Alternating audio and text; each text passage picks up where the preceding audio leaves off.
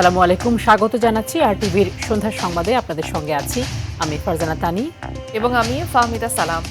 নৈতিক স্খলনের অভিযোগে শেষ পর্যন্ত জামায়াত থেকে বহিষ্কার হলেন সাতক্ষীরা 4 আসনের সংসদ সদস্য গাজী নজরুল ইসলাম। বিকেলে সাংগঠনিক বৈঠকে আলোচিত সমালোচিত ঘটনার প্রেক্ষিতে এই সিদ্ধান্ত নেন দলটির আমির ডাক্তার শফিকুর রহমান। এদিকে বিতর্কিত এই সংসদ সদস্যকে তার সংসদীয় আসনে অবাঞ্ছিত ঘোষণা করেছে বিক্ষুব্ধ জনতা। সমালোচিত ওই সংসদ সদস্যের কুসুমপুত্তলিকা দাহ ও বিচার দাবি করে বিক্ষোভ করেছে স্থানীয়রা। প্রতিনিধিদের পাঠানো তথ্য ও চিত্রে আরও জানাচ্ছেন লিওন আজাদ। সামাজিক মাধ্যমে এক তরুণীর সঙ্গে অনৈতিক সম্পর্কের ভিডিও ছড়িয়ে পড়ার পরপরই দেশ জুড়ে তীব্র সমালোচনা ও বিতর্কের মুখে পড়েন জামায়াত ইসলামের সাতক্ষীরা 4 আসনের সংসদ সদস্য গাজী নজরুল ইসলাম। অন্তরঙ্গ মুহূর্তের ভিডিও প্রকাশ্যে আসার পরপরই জরুরি বৈঠকে বসে জামায়াতের কেন্দ্রীয় নির্বাহী পরিষদ। নৈতিক স্থলনের অভিযোগে শেষ পর্যন্ত দল থেকে বহিষ্কার করা হয় তাকে। এদিকে ঘৃণ্য এই ঘটনার প্রতিবাদে ও বিতর্কিত এমপির শাস্তির দাবিতে উত্তাল হয়ে ওঠে সাতক্ষীরার শ্যামনগর। সচেতন নাগরিক সমাজের ব্যানারে শ্যামনগর সদরে আয়োজিত হয় বিক্ষোভ মিছিল ও সমাবেশ। এরপর গাজী নজরুলকে উপজেলায় অবাঞ্ছিত ঘোষণা করা হয় এবং সমাবেশে তার সংসদ সদস্য পদ বাতিলের দাবি জানানো হয়। আমাদের ধর্মকে ব্যবহার করে ক্ষমতায় যে এমপি নির্বাচিত হয়ে তার মাধ্যমে এমন একটি কলঙ্কিত ঘটনা আমরা দেখছি। এজন্য আমরা ওনার শ্যামনগর বাসী সকলের পক্ষ থেকে ওনারে আমরা অবঞ্চিত ঘোষণা করছি। একজন সমাজগুরু যদি এরকম চরিত্রের হয় তাহলে অন্য মানুষ কোথায় যাবে? অবিলম্বে এই ধর্ষক, এই লুচ্চা, এই গাজী নজরুলকে আমাদের শ্যামনগর থেকে অব্যাহত দেওয়া হোক।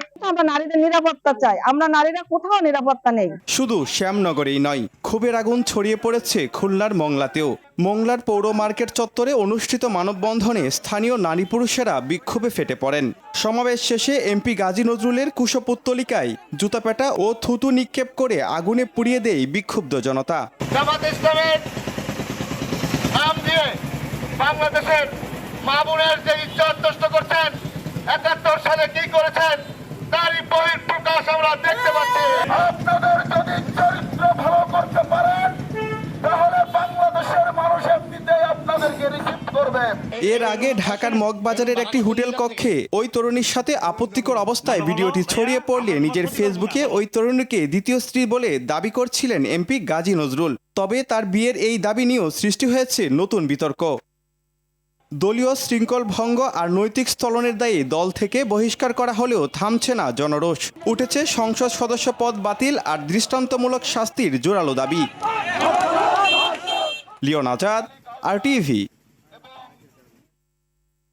আগামী বছরের শুরুতে স্থানীয় সরকার নির্বাচন অনুষ্ঠিত হবে বলে জানিয়েছেন স্থানীয় সরকার মন্ত্রী মির্জা ফখরুল ইসলাম আলমগীর।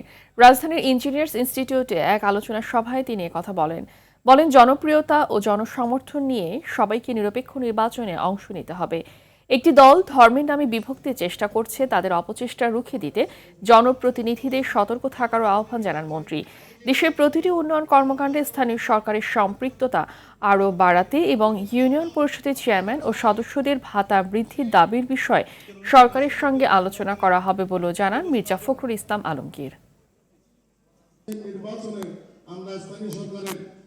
সামনে আপনাদের কিন্তু নির্বাচন আসছে।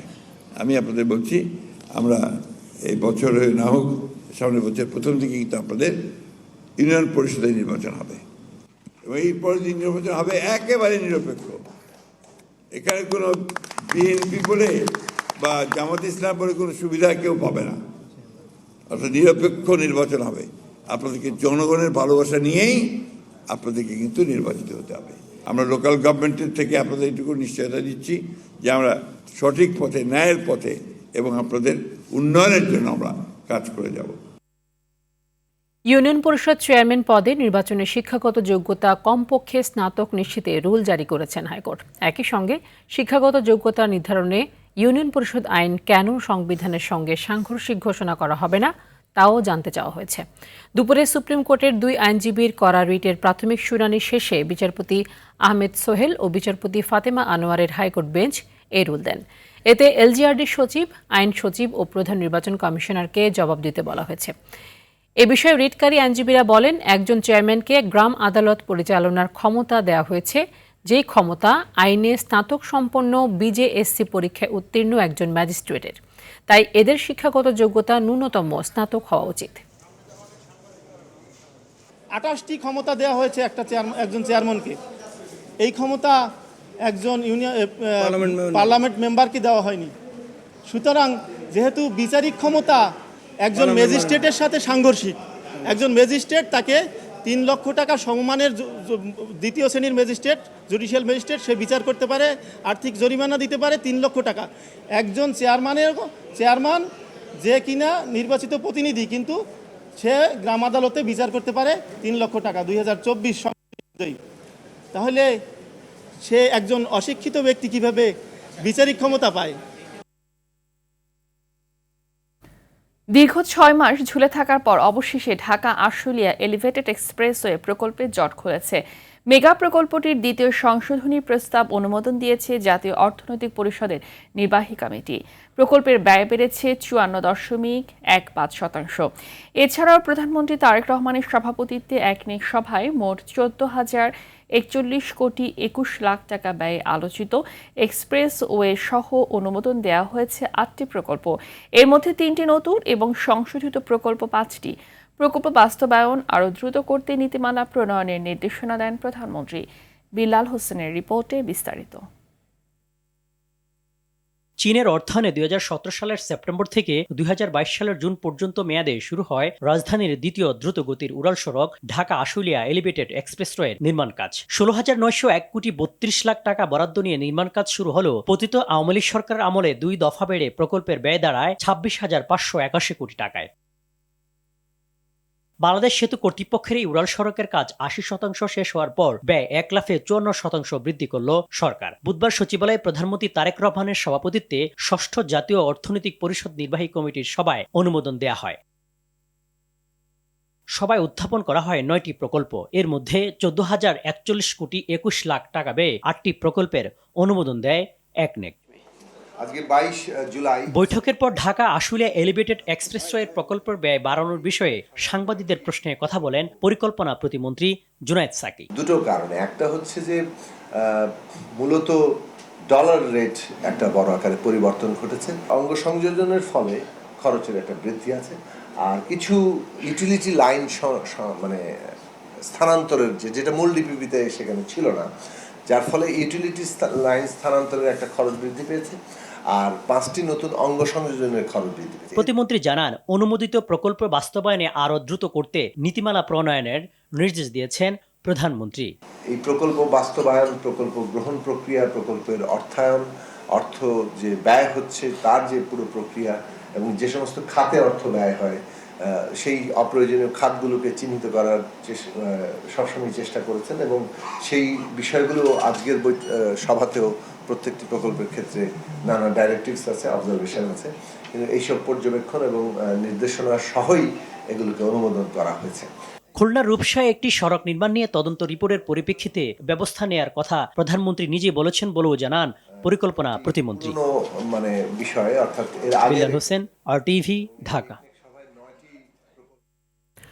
এদিকে টেক্সটাইল খাতের বিদ্যমান সমস্যা পর্যালোচনা ও দ্রুত গতিতে সমাধানের লক্ষ্যে উচ্চ পর্যায়ের কমিটি গঠন করে দিয়েছেন প্রধানমন্ত্রী।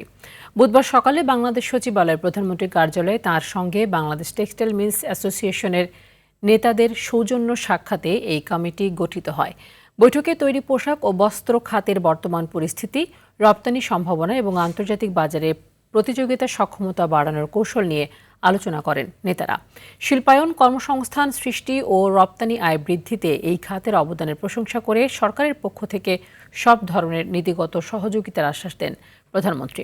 বৈঠকে বিটিএমএ সভাপতি শওকত আজিজ রাসেল, সাবেক সভাপতি এম মতিন চৌধুরী সহ সংগঠনের জ্যেষ্ঠ নেতা ও শীর্ষ শিল্প উদ্যোক্তারা উপস্থিত ছিলেন।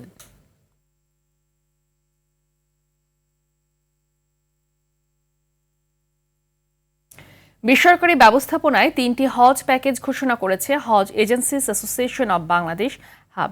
এবারে সর্বোচ্চ খরচ প্রায় 8 লাখ টাকা এবং সর্বনিম্ন 5,14,000 টাকা।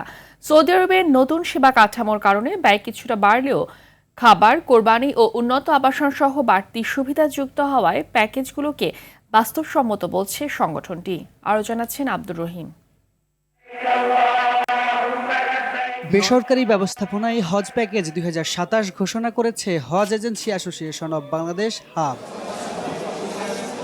যেখানে বিশেষ প্যাকেজের মূল্য 7,91,060 টাকা, সাধারণ প্যাকেজে 5,95,580 টাকা ও সাশ্রয়ী প্যাকেজের মূল্য নির্ধারণ করা হয়েছে 5,13,545 টাকা।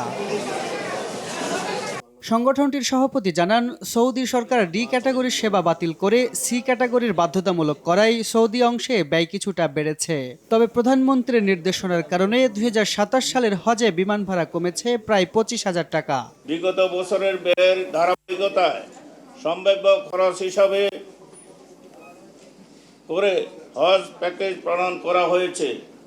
পরবর্তীতে রাজকীয় সৌদি সরকার কর্তৃক কোনো খাতে খরচ বৃদ্ধি বা হ্রাস হলে প্রযোজ্য খাতের বর্ধিত হ্রাসকৃত ব্যয় প্যাকেজ মূল্য হিসেবে গণ্য হবে।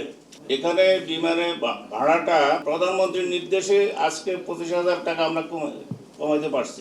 এছাড়া এবারের প্যাকেজে খাবার ও কোরবানির পশু অন্তর্ভুক্ত থাকায় প্রকৃত অর্থে হজযাত্রীরা বেশি সুবিধা পাবেন বলে জানান সংগঠনটির মহাসচিব। সরকারের সর্বনিম্ন প্যাকেজের সাথে সামঞ্জস্য রেখে সাশ্রয়ী একটি হজ প্যাকেজ করেছি। মক্কা আবাসন হবে কাবার বহিঃচত্বর থেকে 3 কিলোমিটারের মধ্যে, মদিনা হারাম শরীফ থেকে সর্বোচ্চ 1 কিলোমিটারের মধ্যে, এবং খাবার কোরবানি এই প্যাকেজের অন্তর্ভুক্ত থাকবে। 15 বছরের নিচে কেউ 2027 সালে হজ পালন করতে পারবেন না। এবার হজ সিস্টেমে 3 ধাপে পুরো প্যাকেজের অর্থ পরিশোধ করতে পারবেন হজযাত্রীরা। একই সঙ্গে লাইসেন্সধারী হজ এজেন্সির মাধ্যমেই নিবন্ধনের আহ্বান জানিয়েছে সংগঠনটি। আব্দুর রহিম, RTV, ঢাকা। এবার ভারত প্রসঙ্গ। কেন্দ্রীয় শিক্ষামন্ত্রীর পদত্যাগ সহ বিভিন্ন দাবিতে দিল্লিতে আরও জোরালো অবস্থান নিয়েছে ককরোচ জনতা পার্টি। বুধবার সকাল থেকেই যন্তর মন্তরে মানুষের উপস্থিতি বাড়তে থাকে। শিক্ষামন্ত্রী পদত্যাগ না করা পর্যন্ত অনড় অবস্থানের কথা পুনর্ব্যক্ত করেন আন্দোলনকারীরা।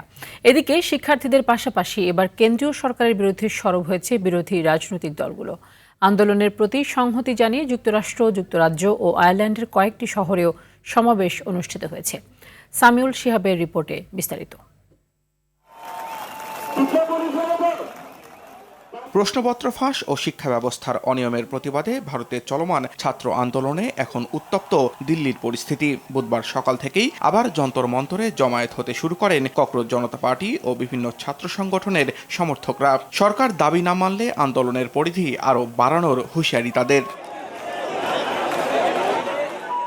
এদিকে দিল্লিতে আন্দোলনরত শিক্ষার্থীদের ওপর পুলিশের বল প্রয়োগের ঘটনায় রাজনৈতিক উত্তেজনাও বেড়েছে।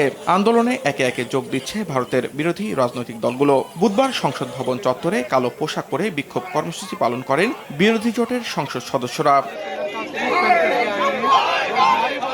আটক থেকে মুক্ত হওয়ার পর সরকারের কাছে 5 দফা দাবি জানিয়েছেন কংগ্রেস নেতা রাহুল গান্ধী। এর মধ্যে রয়েছে শিক্ষামন্ত্রীর পদত্যাগ, আন্দোলনকারীদের বিরুদ্ধে মামলা প্রত্যাহার এবং ঘটনা সংসদে আলোচনা। তৃণমূল কংগ্রেসও আন্দোলনের পক্ষে অবস্থান নিয়ে সংসদে বিষয়টি উত্থাপনের উদ্যোগ নিয়েছে।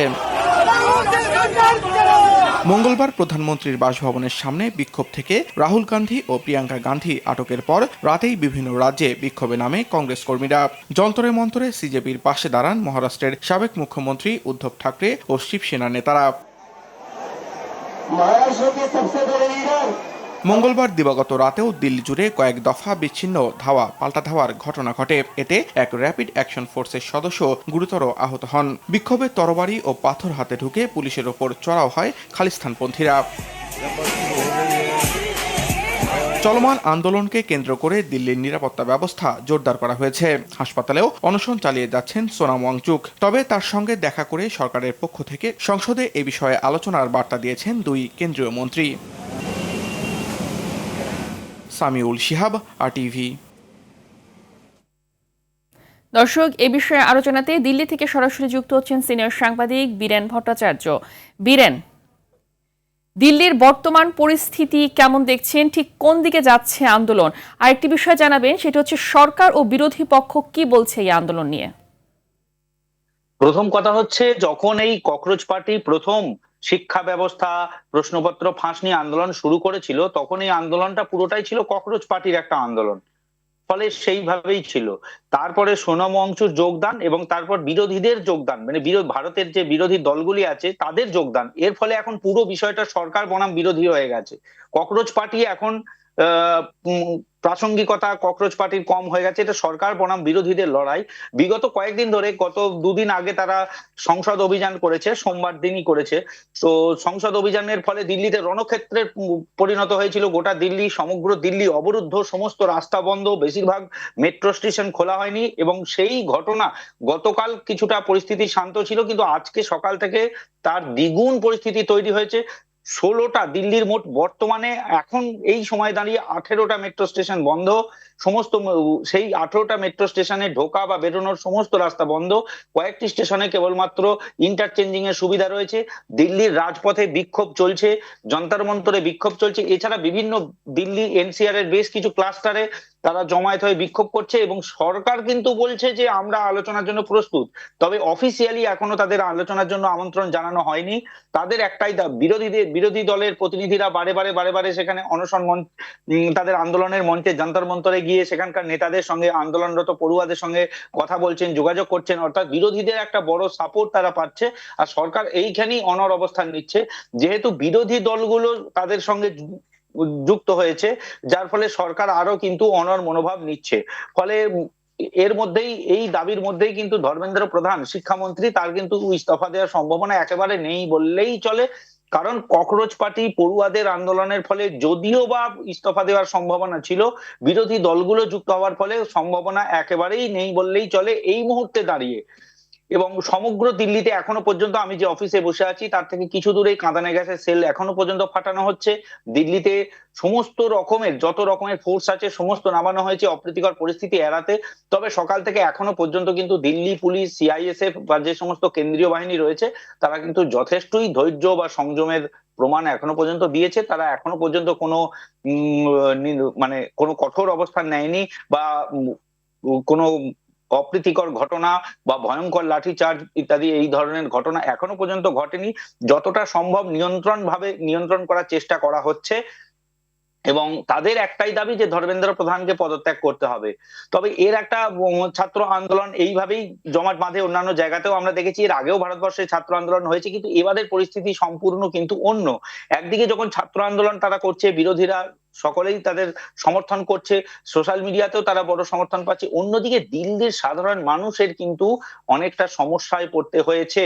কারণ সপ্তাহের প্রথম দিন থেকেই যেভাবে দিল্লির রাস্তা বন্ধ করে দেওয়া হয়েছে, সমস্ত মেট্রোর গেট বন্ধ করে দেওয়া হয়েছে, তাতে করে কিন্তু বহু অফিস চলতি বহু মানুষ সমস্যায় পড়েছেন। তারা তাদের গন্তব্যে সময় মতো পৌঁছাতে পারেননি, অনেকে অফিস পৌঁছাতে পারেননি, অনেকে মাঝপথ থেকে। ধন্যবাদ আপনাকে। দর্শক, দিল্লি থেকে জানাচ্ছিলেন সিনিয়র সাংবাদিক বীরেন ভট্টাচার্য। আবারও দেশের খবর। সমাজে শুধু নারী নয়, পুরুষও নির্যাতনের শিকার হয়, কবলে পড়ে ভয়ানক প্রতারণার। কোনো কোনো ক্ষেত্রে শিকার হয় শারীরিক আঘাতেরও। এমন দাবি তুলে পুরুষ নির্যাতন প্রতিরোধে আইন প্রণয়নের নির্দেশনা চেয়ে হাইকোর্টে রিট করেছেন সুপ্রিম কোর্টের এক আইনজীবী। জানিয়েছেন এর মাধ্যমে নারী ও শিশু নির্যাতন দমন আইন বা যৌতুক আইনের অপব্যবহার করে বন্ধ হবে পুরুষ হয়রানির ঘটনা। জিএম মাহমুদের রিপোর্ট। দেশে বর্তমান সময়ে গণমাধ্যমে প্রায়ই শিরোনাম হয় পুরুষ নির্যাতন বা প্রতারণার খবর। প্রমাণ মেলে সম্পর্কের সংঘাত, মানসিক নির্যাতন, এমনকি শারীরিক আঘাতেরও। তবে কথিত পুরুষ শাসিত সমাজ ব্যবস্থায় এসব নির্যাতিতরা বেশিরভাগ ক্ষেত্রেই থাকেন আড়ালে। নিজে দুর্বল, অযোগ্য বা পুরুষ সুলভ নয় এমন কটু কথা শোনার লজ্জায় নীরবে সহ্য করে যান তীব্র মানসিক যন্ত্রণা। সমাজের নির্যাতিত এই পুরুষদের কেউ কেউ প্রতিকার চাইলেও আইনি সীমাবদ্ধতায় সেটি আর করতে পারেন না। এমন বাস্তবতায় পুরুষ নির্যাতন দমন ও প্রতিরোধ আইন প্রণয়নের নির্দেশনা চেয়ে হাইকোর্টে রিট করলেন সুপ্রিম কোর্টের এক আইনজীবী। যে রিটটি কার্যতালিকায় আসে মঙ্গলবার। আমাদের পেশার লোক, বিচারক বলেন, সাংবাদিক বলেন, যে প্রত্যেকটা পেশার লোক প্রত্যক্ষ পরোক্ষভাবে নির্যাতিত হচ্ছে। কিন্তু সহ্যর বাঁধ যদি ভেঙে যায় তখন আত্মহত্যার পথ, সেই আত্মহত্যা কিন্তু বেড়ে গেছে। আমাদের নির্যাতিত পুরুষরা বিভিন্নভাবে ইভেন বলেন যে রিসেন্ট একজন পুলিশও দেখলাম অস্ত্র টাকা করছে আত্মহত্যা, নির্যাতন সহ্য করতে না পেরে। তো সেই জন্য আমার কথা আছে, দেশে যেহেতু একটা ফান্ডামেন্টাল রাইট অনুসারে নারী পুরুষ সমান অধিকার, সেক্ষেত্রে আমি চাই যে যেহেতু নারীদের সুনির্দিষ্ট আইন আছে, পুরুষদের একটা আইন থাকুক। নারী ও শিশু নির্যাতন দমন আইন বা যৌতুক আইনের অপব্যবহার করে পুরুষ হয়রানি বন্ধে এই আইন জোরালো ভূমিকা রাখবে বলেও মনে করেন রিটকারী আইনজীবী। আমাদের বাংলাদেশের যে প্রাইম মিনিস্টার তিনি একজন পুরুষ, সেক্ষেত্রে আমি বেশি হয়েছে আগ্রহী যে যেহেতু উনি একজন পুরুষ, পুরুষদের দুঃখ কষ্টটা উনি বুঝবে। আমাদের দেশের যে নারী, তারা আমার বোন, তারা আমার মা, তারা আমার মেয়ে, তাদের আমি সম্মান করি। তাদের জন্য যে আইনটা আছে সেটা আমি মনে করি সুনির্দিষ্ট একটা সুন্দর আইন, কিন্তু এই আইনের যদি অপব্যবহার হয় সেইটা হচ্ছে খারাপ। সেইটা যাতে না হয়, সেইটার জন্য পুরুষ নির্যাতন আইনটা যদি হয় তাহলে একটা ব্যালেন্স হবে। রিটে মন্ত্রিপরিষদ সচিব, স্বরাষ্ট্র সচিব ও আইন সচিব সহ সংশ্লিষ্টদের বিবাদী করা হয়েছে। রোববার বিচারপতি রাজিক আল জলিল ও বিচারপতি দেবাশিস রায়চৌধুরীর হাইকোর্ট বেঞ্চে হতে পারে শুনানি। GM Mahmud, RTV, Dhaka. মামলার সাক্ষী নারী নিজেই যখন ডাকাতির মূল পরিকল্পনাকারী। রাজধানীর কামরাঙ্গীরচরে প্রতিবেশীর পেনশনের 20 লাখ টাকা ও স্বর্ণালংকার লুট করতে ভাড়া করেন পেশাদার ডাকাত দল। ওই নারীসহ 4 জনকে গ্রেফতারের পর বেরিয়ে আসে চাঞ্চল্যকর এই তথ্য। পুলিশ বলছে অর্থের লোভে পড়ে এই ঘটনা ঘটিয়েছে জেসমিন। সাদিয়া কানিসের রিপোর্ট।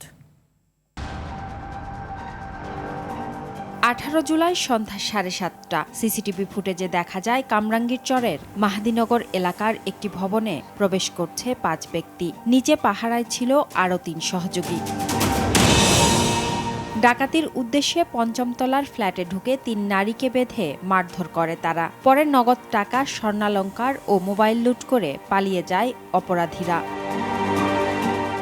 এ ঘটনায় চাঞ্চল্য তৈরি হলে প্রথমে সজীব আলম নামে একজনকে গ্রেপ্তার করে পুলিশ। পরে তার দেওয়া তথ্য অনুযায়ী গ্রেপ্তার হন বাকিরা।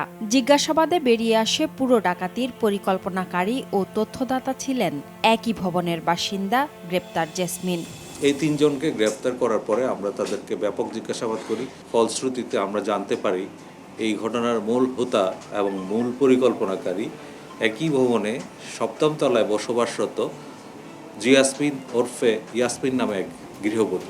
পুলিশ বলছে ভুক্তভোগী পরিবারে নিয়মিত যাতায়াত ছিল জেসমিনের। ওই বাসার মালিকের পেনশনের 20 লাখ টাকা বাসায় থাকার তথ্য জেনে ফেলেন তিনি। জিয়াসমিন নিজেই উক্ত ভবনের নিচতলায় এসে তাদেরকে রিসিভ করে এবং ওই বাসাটা দেখিয়ে দেয়। পরবর্তীতে তারা যেন প্রস্থান করতে পারে নিরাপদে সেটাও নিশ্চিত করে তার হাজব্যান্ড একজন গাড়ি চালক। তথাপি তারা ওই ভবনের একটা ফ্ল্যাটের মালিক। তার ইতিপূর্বে এরকম ডাকাতির তথ্য আছে কিনা সেটা আমরা যাচাই বাছাই করে দেখছি। ডাকাতির পর সন্দেহ এড়াতে নিজেই মামলার সাক্ষী হন ওই নারী। রাত্রেবেলা যখন আমরা ওই ঘটনাস্থল পরিদর্শন করি, সেই ঘটনাস্থলে জিয়াসমিন নিজেই উপস্থিত ছিল। এখানে আরেকটা মজার তথ্য হচ্ছে, এই ঘটনা পরবর্তী যখন মামলা রুজু হয়, শুরু থেকে শেষ পর্যন্ত জিয়াসমিন তাদের সাথে ছিল এবং এই মামলায় নিজেকে একজন সাক্ষী হিসেবে সে রেখেছে। এ ঘটনায় পলাতক বাকি আসামিদের গ্রেপ্তার ও খোয়া যাওয়া বাকি মালামাল উদ্ধারে অভিযান চালাচ্ছে পুলিশ। পরিকল্পনা এবং মূল উদ্দেশ্য ছিল। সাদিয়া কানিজ, RTV, ঢাকা। করোনাকালে আলোচিত মোহাম্মদ শাহেদ কারামুক্ত হয়েই আবারও লিপ্ত হয়েছেন জালিয়াতি ও প্রতারণায়। শুরু করেছেন আবাসন ও হোটেল ব্যবসার নামে নতুন প্রতারণা। সরকারি প্রকল্পের নামে জালিয়াতি করে আটকেছেন প্রশাসনের জালে। তার সঙ্গে রয়েছেন রিজেন্ট গ্রুপের ব্যবস্থাপনা পরিচালক মাসুদ পারভেজ। উত্তরার হোটেল প্রকল্প কিংবা পাথর ব্যবসা সবখানেই রয়েছে তাদের প্রতারণার ফাঁদ। বিস্তারিত রনি মজুমদারের রিপোর্টে।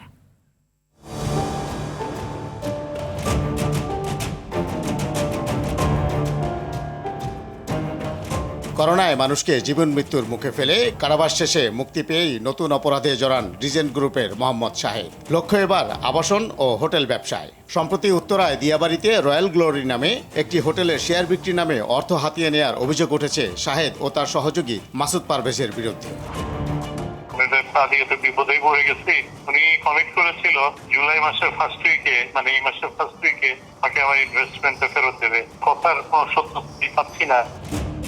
অন্যের ভবন ভাড়া নিয়ে তাতে সাইনবোর্ড লাগিয়ে আকৃষ্ট করা হতো ক্রেতাদের। এমন খবরে আরটিভির অনুসন্ধানী দল পৌঁছতেই ঘটে নাটকীয়তা, রাতারাতি সরিয়ে ফেলে ভবনের সাইনবোর্ড। শুধু হোটেলের শেয়ার বিক্রি নয়, পাথর ব্যবসার নামেও শাহেদ মাসুদরা বাগিয়ে নিয়েছেন কোটি টাকার পণ্য। এমডি যে মাসুদ পারভেজ আমাদের ওয়ার্ক অর্ডার দিছে 3 দিনের ক্রেডিট, আজকে মনে করেন যে 1 বছর প্লাস হয়ে গেল, টাকা দেয় না। চেকগুলো দিয়া মামলা করার প্রস্তুতি নিয়েছিলাম। নিজস্ব কর্মচারীদের প্রতিও ছিল তাদের অমানবিক আচরণ। উনি দেখা গেছে একটা মিটিং ডেকে সবাইকে বলতো আজকেই সবাইকে 1000 টাকা করে শেয়ার কিনতে হবে, 2000 টাকা শেয়ার কিনতে হবে, এরকম অফিসের সবাইকে জোর জবরদস্তি করে উনি টাকাগুলো নিত। এই হোটেলটা উনি ভাড়া নেয়, এই ভাড়া জায়গাটার উপরে উনি শেয়ার বিক্রি করে, প্রায় 30-40 লাখ টাকার মতো শেয়ার বিক্রি হয়। ভুয়া সার্টিফিকেট তাদেরকে দেয়া হয়, যে সার্টিফিকেটের আসলেও কোনো ভ্যালিডিটি নেই। বিভিন্ন আইটির লোক আছে, তারা হচ্ছে এই লাইসেন্সগুলো অনলাইনে করে সেখানে ইরেজ করে আপনার নামগুলোকে অ্যাড্রেসগুলো বসায় দেওয়া হয়। পূর্বাচল এবং উত্তরার সাইডে বিভিন্ন ফাঁকা যে জমিগুলো আছে সেখানে মালিকদের সাথে কিছু অর্থ লেনদেনের বিনিময়ে ওখানে সাইনবোর্ড লাগিয়ে তারা ওখান থেকে অর্থ আদায় করছে। তাদের কাগজপত্রে বিভিন্ন জায়গায় তারা বিভিন্ন সাইন ইউজ করে। এসব বিষয়ে বক্তব্য জানতে গেলে আরটিভির ক্যামেরা দেখে পালিয়ে যান ব্যবস্থাপনা পরিচালক মাসুদ পারভেজ। পরে মুঠোফোনে অস্বীকার করেন সব অভিযোগ। এখন 11টা মামলার মতন আছে। কিছু ওই যে জমি শেয়ার টিয়ার বিক্রি করা হয়েছে? না তো, না না না না, রূপগঞ্জে কোনো শেয়ার বা কিছু এই মুহূর্তে নাই। আগে যখন ছিল আমরা যারা কোম্পানি ছিল ডিরেক্টর আমরাই নিয়েছিলাম আর কি। বারবার এমন অপরাধের পুনরাবৃত্তি বন্ধের কঠোর আইনি ব্যবস্থার তাগিদ আইনজ্ঞদের। মোহাম্মদ শাহেদের মতো যারা হ্যাবিচুয়াল অফেন্ডার আছেন তারা সুযোগ পেলেই প্রতারণা, চেক জালিয়াতি সহ অন্যান্য অপকর্মগুলি করে যাচ্ছেন। গত 20 জুলাই মিরপুর ইসিবি চত্বর এলাকা থেকে 2 কোটি টাকার চেক ডিজোনার মামলায় আবার গ্রেপ্তার হন মোহাম্মদ শাহেদ। রনি মজুমদার, আরটিভি, ঢাকা। ন্যায় বিচারের স্বার্থে সার্বিক পরিস্থিতি সচক্ষে অবলোকন করতে ডিজিএফআই, ডিবি ও র্যাবের গোপন বন্দিশালা পরিদর্শনে যাবেন আন্তর্জাতিক অপরাধ ট্রাইব্যুনালের 3 বিচারক। এই পরিদর্শক দলে আসামি পক্ষের আইনজীবীরাও থাকবেন বলে জানিয়েছে ডিজিএফআই এর জেআইসিতে গুম নির্যাতন মামলায় আসামি সেনা কর্মকর্তাদের আইনজীবী আজিজুর রহমান দুলো। দুপুরে আন্তর্জাতিক অপরাধ ট্রাইব্যুনাল 1-এর কাছে মৌখিকভাবে আবেদন করে অনুমতি পেয়েছেন বলে জানান তিনি।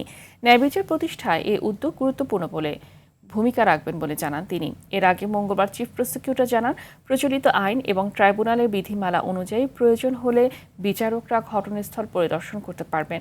আর সাক্ষীর সত্যতা যাচাই বিচারকরা এমন সিদ্ধান্ত নিতে পারেন বলে জানান আসামি পক্ষের আইনজীবীরাও। এইটা যেহেতু সাক্ষ্য চলমান আছে, 5ম নম্বর সাক্ষ্যের জেরার জন্য আজকে নির্ধারিত ছিল। প্রসিকিউশনের তথ্য মতে তারা আজকে সময়ের আবেদন করেছেন যে সাক্ষী অসুস্থ, সেই হেতু আসলে এটা বলা যাবে না যে কবে মাননীয় ট্রাইব্যুনালের বিচারকগণ তারিখ নির্ধারণ করবেন ডিজিএফের বন্দিশালা পরিদর্শনের জন্য। দক্ষিণ এশিয়ার পরিবর্তিত ভূ রাজনৈতিক বাস্তবতায় বাংলাদেশের গুরুত্ব আরও বেড়েছে। বঙ্গোপসাগরকে কেন্দ্র করে আঞ্চলিক প্রতিযোগিতা এবং চীন, ভারত, যুক্তরাষ্ট্রের কৌশলগত সমীকরণের মধ্যে রাজনৈতিক স্থিতিশীলতার পাশাপাশি সংস্কার প্রক্রিয়াকে বিশেষ গুরুত্ব দিচ্ছে ওয়াশিংটন। দুপুরে এনসিপির কেন্দ্রীয় কার্যালয়ে দলটির নেতাদের সঙ্গে বৈঠকে ঢাকায় নিযুক্ত মার্কিন রাষ্ট্রদূত ব্রেন্ট টি. ক্রিস্টেনসেন এসব কথা বলেন। পরে দলের মুখপাত্র আসিফ মাহমুদ সজীব ভূঁইয়া সংবাদ সম্মেলনে বিষয়টি নিশ্চিত করেন। এ বিষয়ে তিনি আরও জানান, এনসিপির পক্ষ থেকে জুলাই সনদ বাস্তবায়নের প্রস্তাবিত রূপরেখা মার্কিন প্রতিনিধি দলের কাছে তুলে ধরা হয়। জবাবে মার্কিন রাষ্ট্রদূত সংস্কার প্রক্রিয়ায় যুক্তরাষ্ট্রের সমর্থন পুনর্ব্যক্ত করেন। পাশাপাশি রাজনৈতিক দলগুলোর মধ্যে সংলাপ ও জাতীয় ঐক্যমত্যের ভিত্তিতে সংস্কার এগিয়ে নেওয়ার উপর গুরুত্ব আরোপ করেন তিনি। বিকল্প শ্রমবাজার সম্প্রসারণের নতুন উদ্যোগ নিয়েছে সরকার। ইউরোপ সহ বিশ্বের 7টি দেশের সঙ্গে দ্বিপক্ষীয় শ্রম চুক্তি স্বাক্ষরের উদ্যোগ নেওয়া হয়েছে। নতুন শ্রমবাজার হিসেবে Serbia, Greece, North Macedonia, Romania, Portugal, Brazil ও রাশিয়ার সঙ্গে চুক্তি চূড়ান্ত করার প্রক্রিয়া চলছে। এসব চুক্তির মাধ্যমে বাংলাদেশ থেকে দক্ষ ও প্রশিক্ষিত কর্মী বৈধভাবে পাঠানোর সুযোগ আরও বাড়বে বলে আশা করা হচ্ছে। সংশ্লিষ্টরা বলছেন, মধ্যপ্রাচ্যের প্রচলিত শ্রমবাজারের পাশাপাশি ইউরোপ ও অন্যান্য অঞ্চলে নতুন বাজার সৃষ্টি হলে বৈদেশিক কর্মসংস্থান যেমন বাড়বে, তেমনি রেমিট্যান্স প্রবাহ আরও শক্তিশালী হবে। একই সঙ্গে কর্মীদের অধিকার ও নিরাপদ অভিবাসন নিশ্চিত করতে দ্বিপক্ষীয় চুক্তিগুলো গুরুত্বপূর্ণ ভূমিকা রাখবে।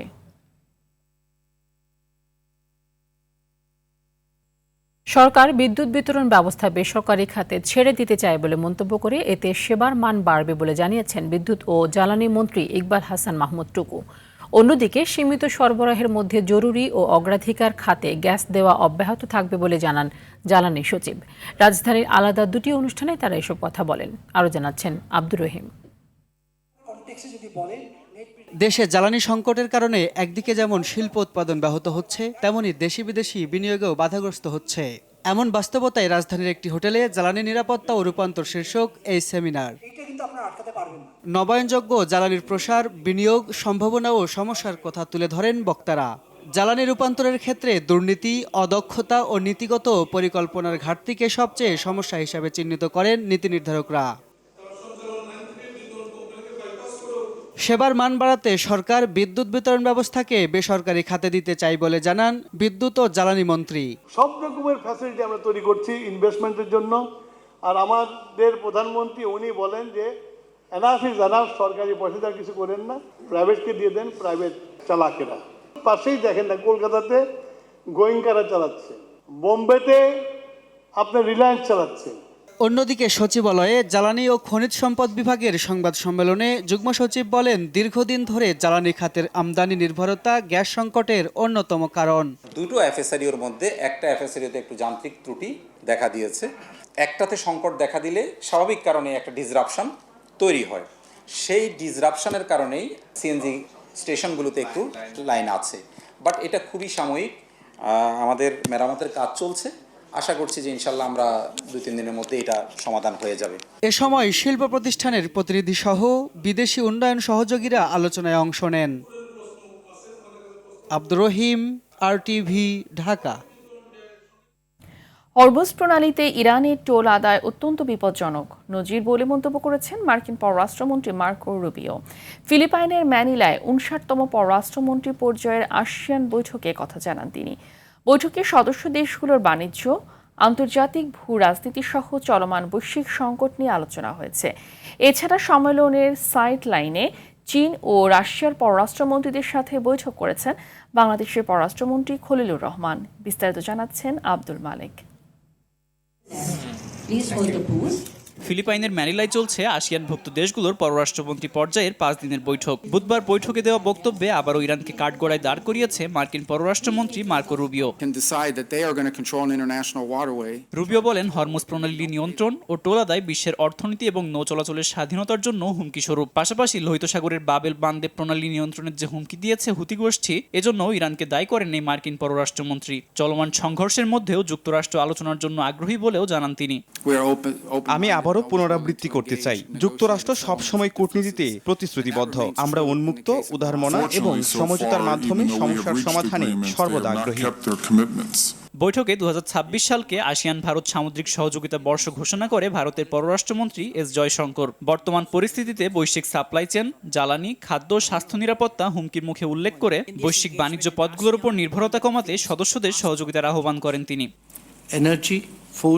সদস্য দেশগুলোর সাথে ক্রমবর্ধমান বাণিজ্যের প্রশংসা করেছে চীন। দেশটির পররাষ্ট্রমন্ত্রী ওয়াং ই জানান, আসিয়ানের মধ্যে বার্ষিক বাণিজ্য $1 ট্রিলিয়ন সীমা অতিক্রম করেছে। এদিকে ম্যানিলার বৈঠকের ফাঁকে রুশ পররাষ্ট্রমন্ত্রী সের্গেই লাভরভের সাথে বৈঠক করেছে বাংলাদেশের পররাষ্ট্রমন্ত্রী খলিলুর রহমান। এই আলোচনার জন্য আনন্দও প্রকাশ করেন এই রাশিয়ান। এছাড়া চীনের পররাষ্ট্রমন্ত্রীর সাথেও বৈঠক করেছেন খলিলুর রহমান। আব্দুল মালেক, RTV। ফিফার সিদ্ধান্তকে ছাপিয়ে লিওনেল মেসিকে 2026 বিশ্বকাপের সেরা ফুটবলার হিসেবে বেছে নিয়েছে ইউরোপ ভিত্তিক আন্তর্জাতিক ফুটবল ইতিহাস ও পরিসংখ্যান সংস্থা IFFHS। গোল, অ্যাসিস্ট, ম্যাচ রেটিং এবং নকআউট পর্বে প্রভাব সবকিছু মিলিয়ে IFFHS এর পারফরম্যান্স ইন্ডেক্সে সবার ওপরে ছিলেন 39 বছর বয়সী এই তারকা। বিশ্বকাপে 7 ম্যাচে 626 মিনিট মাঠে থেকে মেসি করেছেন 8 গোল, সঙ্গে রয়েছে 4টি অ্যাসিস্ট। টুর্নামেন্ট জুড়ে তার গড় রেটিং ছিল 8.33। তবে এসব পারফরমেন্স ও পরিসংখ্যান পাশ কাটিয়ে স্পেনের রদ্রিকে বিশ্বকাপের সেরা খেলোয়াড়ের পুরস্কার দেয় ফিফা। আর এবার ফিফার সিদ্ধান্তকে ভুল প্রমাণ করল IFFHS এর স্বীকৃতি।